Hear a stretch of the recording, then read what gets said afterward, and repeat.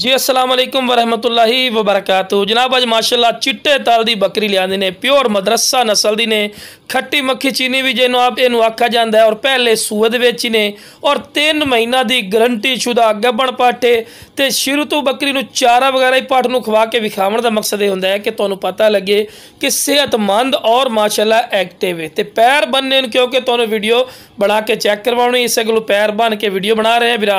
तो खूबसूरत माशाअल्लाह चीज़ ने, वेल जबरदस्त दुम बिल्कुल तीरड़ी कर सीधी, बिल्कुल बराबर दा थल्ला और सोहनी चीज़ है। डबल अड्डी माशाअल्लाह पाठी ने, गोश्त दी भरी हुई माशाअल्लाह पाठी ने और हाइट बिरा 34-35 इंच की हाइट है, 34 इंच ग्रंटेड की हाइट ने तो 34 इंच काफ़ी हाइट होती है।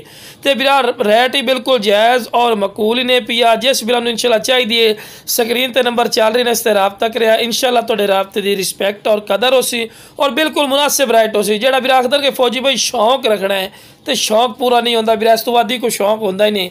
हर पॉइंट वालों जबरदस्त बिरा पाठी ने पई माशाल्लाह जबरदस्त और जिंदा वजन भी किदे 45-50 kg तक माशाल्लाह जिंदा वजन ही ने। तो खूबसूरत माशाल्लाह चीज़ ने बिरा इस तो वध माशाल्लाह नस्ल क्वालिटी नहीं होती और खूबसूरत फेस ब्यूटी दे विच है।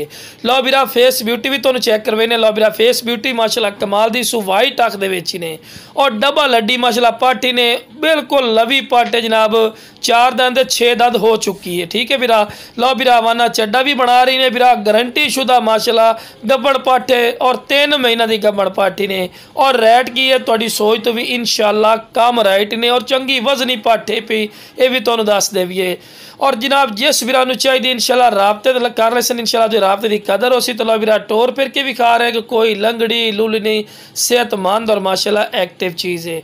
और डिमांड की गल की जाए जनाब दे नाल दे, अगर तुसी मंडी का विजिट कर लो या किसी अयाली को पुछ लो सो कम अज़ कम 55-60 हज़ार रुपये तो घट कोई नहीं मिलनी, लेकिन तुसी राबता करना इंशाल्लाह तुहाडे राबते की रिस्पैक्ट हो सी और बिल्कुल मुनासिब रेट ते मिल जाए।